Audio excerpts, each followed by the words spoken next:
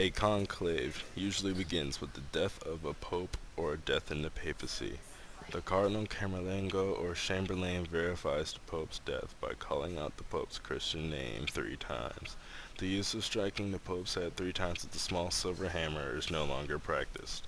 The Cardinal Camerlengo must proclaim the papal death in front of the master of papal liturgical celebrations, the cleric prelates, and secretary and chancellor of the apostolic camera.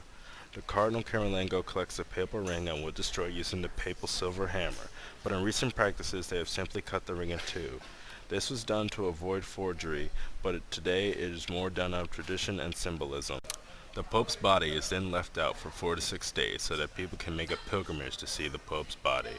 Afterwards, a funeral is held. This is followed by a 9-day period of mourning. The Church then announces the date of the conclave, which is usually 15 days after the Pope's death, but the time will be extended so that all cardinals will have time to arrive. There are 2 sermons given, one outside of the Sistine Chapel, usually a day before the conclave, and one in the Sistine before the conclave is about to commence.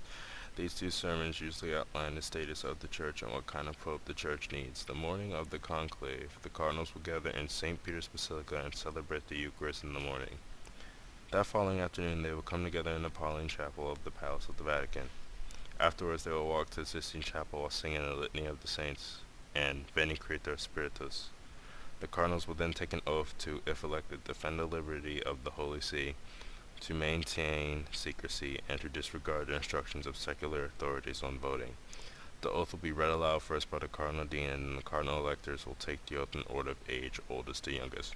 Each Cardinal Elector will say, Et ego first name, Cardinalis surname, Spondio Vovio ac iro, sic me dus adiuvet et haec sancta de Evangelia qua manu mea tango, which translates to, and I, name, cardinal, surname, promise, vow, and swear.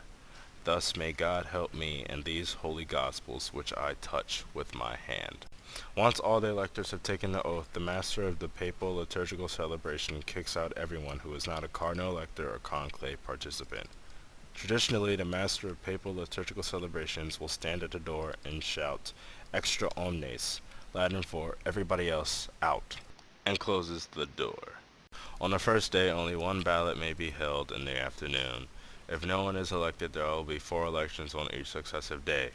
2 votes are held in the morning, and then 2 in the afternoon.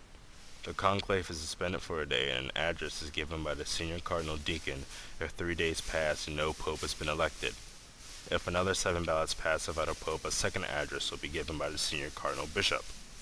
If another 7 ballots pass without the election of a pope, they would take the 2 candidates with the most votes and have a runoff election with these 2 candidates only. Voting in and of itself is broken down into 3 parts. The pre-scrutiny, where 2 ballot papers are given to each cardinal elector with the words Allego in summen pontificem, which translates into I elect as supreme pontiff. After this, 9 names are drawn at random. The first 3 names become scrutineers, the second 3 become infirmi, and the last 3 become revisers.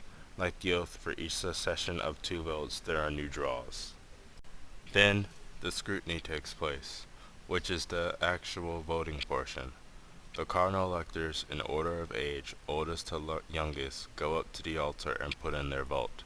Before actually putting in their vote, the cardinal will say, I call as my witness Christ the Lord, who will be my judge, that my vote is given to the one who before God I think should be elected. If a cardinal elector is sick or unwell, an infirmary will bring the ballot basket to them, and if necessary, a ballot. Once all electors have cast their vote, the first scrutineer will shake up the ballots. The second will remove the votes and count them, while the last scrutineer reads the votes aloud. When every ballot has been read and opened, the post-scrutiny begins.